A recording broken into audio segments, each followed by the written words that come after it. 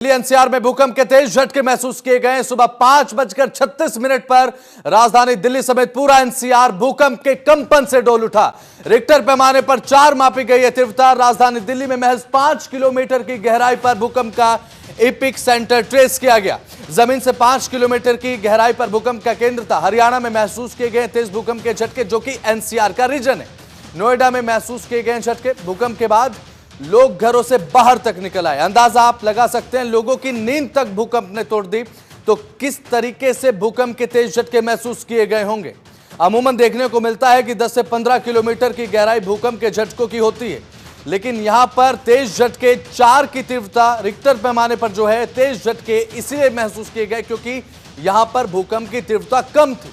महज 5 किलोमीटर की गहराई धरती के भीतर और साथ ही साथ सुबह 5:36 का समय राजधानी दिल्ली समेत नेशनल कैपिटल रीजन भूकंप के कंपन से डोल उठा। और साथ ही साथ भूकंप के बाद जो तस्वीरें सामने आई वो भी आपको दिखा रहे हैं। लोग किस तरीके से घरों से बाहर निकले वो तस्वीर भी आप देख पा रहे हैं। पाया जी 5:36 5:36 पे बहुत तेज गति से। कहाँ रहते आप लोग? इंदिरापुरम में। काफी डर लगा जी, पूरी बिल्डिंग बाहर आ गई। भूकंप आया। भूकंप आया 5:36 पे और एकदम से जैसे ट्रेन का डब्बा हिलता है इस तरीके से उसमें वाइब्रेशन हुई। मकान में पूरी छत हिल गई। बच्चे एकदम से उठ के बैठ गए और इस तरीके से वो निकल गया। आप लोग बाहर आ गए? सारी पूरी कॉलोनी बाहर आ गई निकल के एकदम। भूकंप आया जी।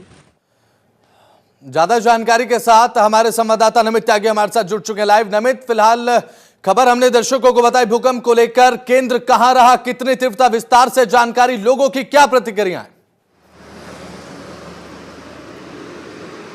देखिए, बिल्कुल निश्चित तौर पर दिल्ली के अंदर सुबह सुबह जो लोग सुबह ऑफिस जाते हैं, कोई वॉशरूम में था तो कोई सो रहा था, लेकिन 5:36 पर नई दिल्ली समेत पूरे उत्तर भारत के अंदर जिस तरीके से रिएक्टर पैमाने पर 4 तीव्रता वाला जो भूकंप आया उससे लोगों को घबरा दिया। लोग जो है वो हड़बड़ाहट में उठे और कुछ समझ में लोगों को नहीं आ रहा था कि अचानक से क्या हो गया। लेकिन थोड़ी देर बाद ही जब लोगों ने अपना फोन खोला, सोशल मीडिया खोली, तो वहां पर पता लगा कि एक दिल्ली एनसीआर के अंदर 4 तीव्रता वाला जो भूकंप है वो आया है।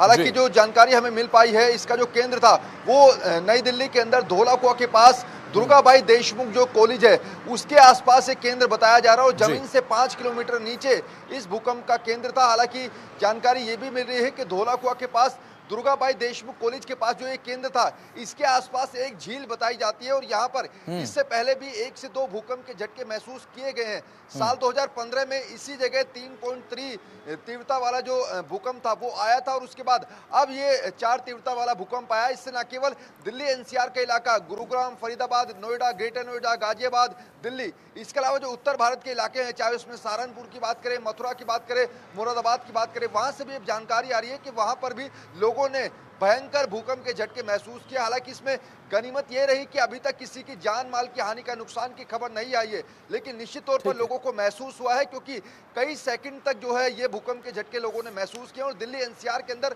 जो लोग ऊंची इमारतों में रहते थे वो अचानक से सब लोग सीढ़ियों से नीचे उतरकर अपने सामने पार्क में आ गए। लोग जो है घबरा गए कि अचानक से क्या हुआ, लोग हड़बड़ा गए। लेकिन जैसे लोगों को पता लगा कि भूकंप का झटका था तब उनको ये महसूस किया कि हाँ, वाकई में उन्होंने इस बार भूकंप के झटके को महसूस किया है। बिल्कुल, जाहिर सी बात है नमित, देखिए अमूमन देखने को मिलता है 10 से 15 किलोमीटर की गहराई एपिक सेंटर की होती है, लेकिन आज राजधानी दिल्ली समेत नेशनल कैपिटल रीजन में जो भूकंप महसूस किया गया महज 5 किलोमीटर की गहराई, सरफेस के बिल्कुल क्लोज ये एपिक सेंटर का केंद्र अगर माना जाए तो इसीलिए बेहद ज्यादा महसूस लोगों को हुआ है। आपके आसपास बिल्डिंग में जो लोग थे उनसे आपकी बातचीत हुई हो, क्या लोगों को महसूस हुआ? क्योंकि तेज गड़गड़ाहट के साथ एकदम दुनिया हिलती हुई दिखाई दी आज।